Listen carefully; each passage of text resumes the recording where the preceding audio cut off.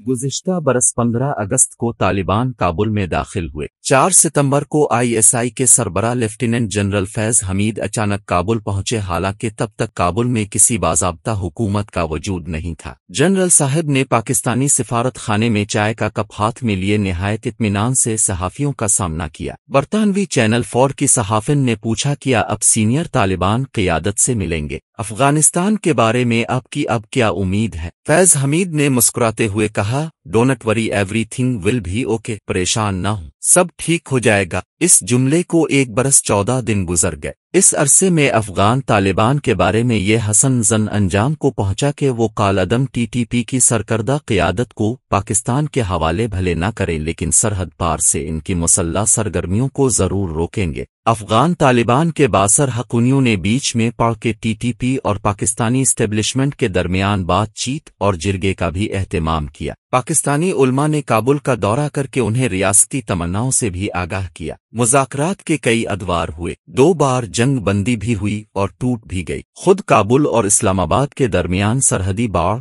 और जमीन की मलकियत के मामले पर कई मुसल्लह झड़पें भी हुईं। तूरखम और चमन की सरहद पर तिजारत भी बारहा मुअत्तल हुई। अफगान वजीर दिफा मिला यकूब ने ऐमन अल-ज़वाहिरी की हलाकत का जिम्मेदार पाकिस्तान की सरजमीन से गुजर के आने वाले अमरीकी ड्रोन्स को करार दिया। और अब नक्शा यूं है कि शुमाली और जनूबी वजीरिस्तान के इजला से वैसी ही खबरें आना शुरू हो गई हैं जो 7 बरस कबल ऑपरेशन से पहले आया करती थीं। टारगेट कलन, सड़क किनारे नस्ब बमों के धमाके, पाकिस्तानी फौजियों और अस्करी काफिलों पर हमले। खैबर जिला से मुत्तसिल वादी तीरा में तालिबान की मौजूदगी के सबब मुखालिफ मकामी लोगों की दोबारा नकल मकानी। मालाकन डिवीजन के मुख्तलिफ इलाकों बिलखुसूस सवात के पहाड़ों में मुसल्लह तालिबान की बढ़ती हुई नकलो हरकत और अगवाकारी व धमाका गिरी के जरिए अपनी वापसी का पर एतमाद अमली ऐलान। मकामी मुतमव्विल अफराद को तावान की पर्चियां और धमकियां। फौज ने सिविलियंस की जो अमन कमेटियां कायम की थीं, उनके अरकान को चुन चुन के निशाना बनाने के अमल में तेजी। हालांकि सवात में एक फ़ाल फौजी छावनी भी डाली जा चुकी है। जो लाखों मकामी बाशिंदे तालिबान के पहले दौर को भगत चुके हैं, वो दोबारा इस जमाने में नहीं लूटना चाहते। लिहाजा सवात के मुख्तलिफ कस्बात, जनूबी और शुमाली वजीरिस्तान और दीगर बंदोबस्ती इलाकों में पुराने देश्त दौर की मुमकिना वापसी के खिलाफ अवामी मुजाहिरे हो रहे हैं।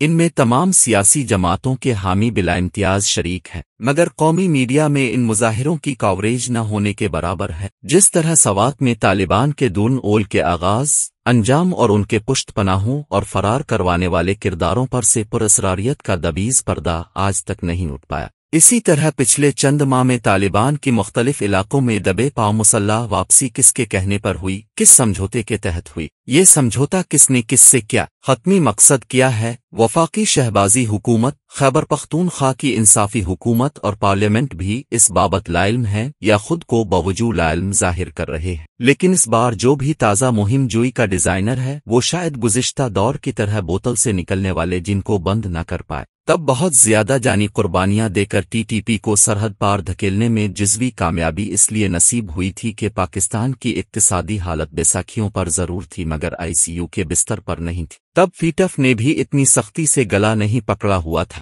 तब इमरान खान जैसा कोई जिद्दी बालम स्टेब्लिशमेंट की गर्दन पर गर्म गर्म फूंके भी नहीं मार रहा था। तब फौज की क़ियादत ट्विटर और दीगर सोशल मीडिया प्लेटफॉर्म्स के नेज़ों पर भी नहीं थी। तब वजीरिस्तान और मालाकंड के भूले अवाम इस यकीन दहानी पर बेघर होने के लिए भी आमादा थे कि अब इलाका खाली करें ताकि हम बारीक कंघी फेर कर दहशतगर्दी की तमाम जुएं मार सकें। तब 2010 का सैलाब जरूर आया था, मगर 2022 में पाकिस्तान के सर से गुजरने वाली आबी क़यामत का तसव्वुर भी नहीं था। तब के सैलाब ने आज की माहौलियाती क़यामत की तरह बैड गवर्नेंस के सारे कपड़े उतार कर कंधे पर नहीं रख दिए थे। गोया हालात आज के बरक्स बहुत गनीमत थे। इसीलिए अपने साबिक कबायली इलाकों और बंदोबस्ती इजला में शिद्दत पसंदी के खिलाफ कामयाब ऑपरेशन भी कर लिए। अब ये थोड़ी बहुत अयाशी भी ना आपको मुयस्सर है, ना ही रास्न पाकिस्तान को। लिहाजा लंगोटी में पेयोग खेलने से बाज रहा जाए। जुमानी व तजरीदी व अलामती गुफ्तगू के बजाय सीधे सीधे बताया जाए कि तालिबान की वापसी क्यों और किस समझौते की कन कन शराइत के तहत हो रही है, इसके मुल्क व कौम को क्या फ़वाइद होंगे और खुद आपको क्या फैज़ पहुंचेगा।